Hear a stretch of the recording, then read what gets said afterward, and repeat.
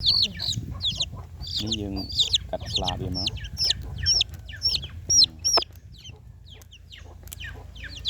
กัดปลาไปอ่ะเดี๋ยวเอาไปฉับทมอ่ะปลาอย่างนี้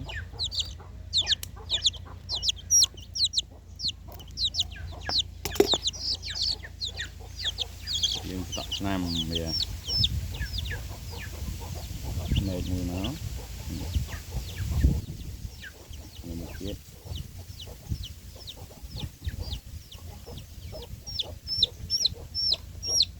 กาเปียมือ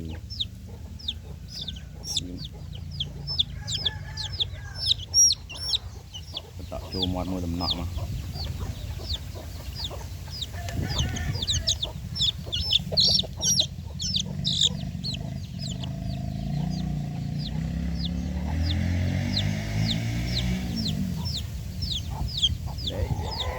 tôm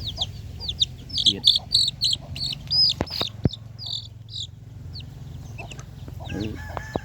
tục về tục slab về lẹ slab tụi món chứ những cắt slab nó stu hôm lứa á hay côn món những lọt điện bây giờ là cắt đấy disco việc nghề thùng